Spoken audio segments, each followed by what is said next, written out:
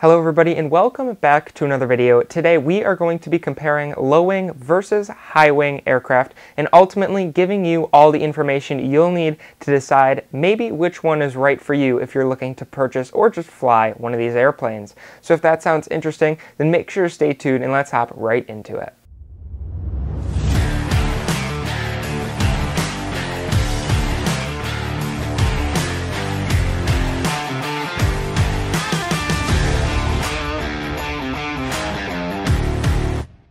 I recently have logged some time in a PA-28181, which is a Piper Archer, and as you know, the majority of my time is in a Cessna 152 and 172 that you've seen in almost every video on this channel. Now that I have seen both worlds, I want to come here and tell you the pros and cons in my eyes of each aircraft and which one I prefer flying. So we're going to cover three topics in this video. First, we'll cover performance. Second, we'll cover comfort.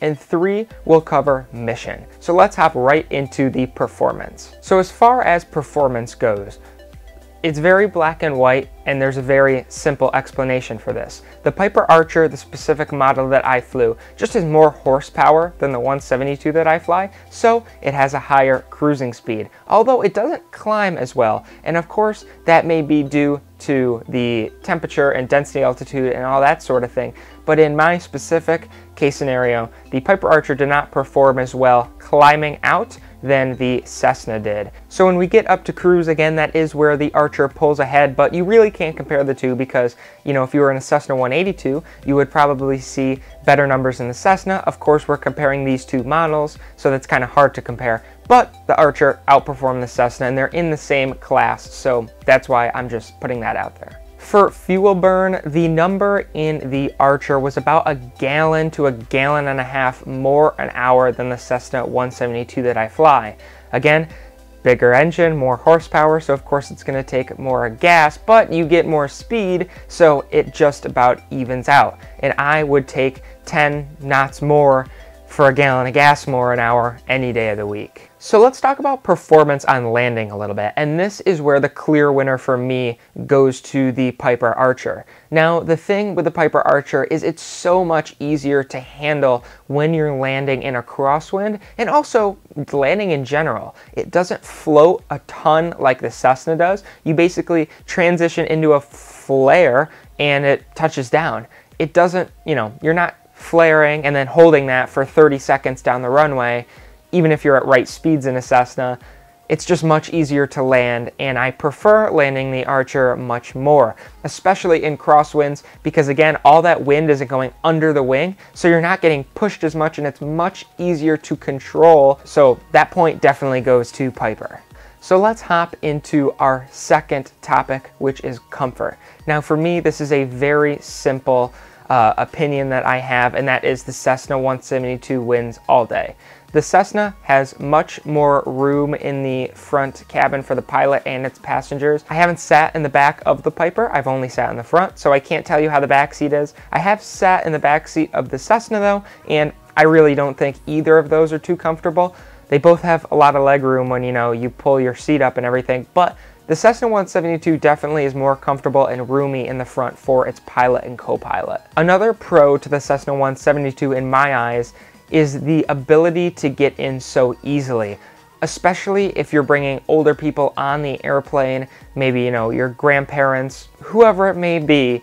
It's a lot easier to get into the 172 and just open up a door and sit right in just like you would in a car, opposed to the Archer where you have to climb on the wing and then, you know, kind of slide right in there. It's not terrible, and it's fine if you're a young person, but you know, if you're hopping around multiple airports, it may get to be a pain, and I just like being able to open the door and walk right in. Now let's talk about mission.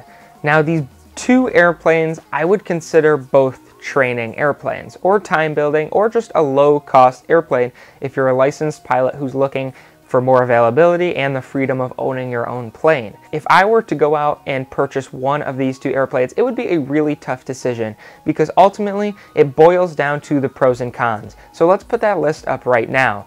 We've already talked about comfort, where the Cessna 172 clearly wins, although the performance in the Archer wins in this case. Again, that's kind of hard, but we're gonna just use that. The Archer wins in performance.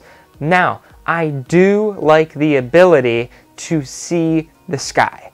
I like to pull up to a runway and just look off my shoulder and see traffic and be able to look, not have to point the nose that way or poke my head up and look out of the windshield because there's a wing in my way. And I also like to see traffic above me. It's just a lot nicer in the Archer, and I prefer that. Now for sightseeing, the Archer really isn't as bad as it seems unless you're flying directly over what you want to be looking at.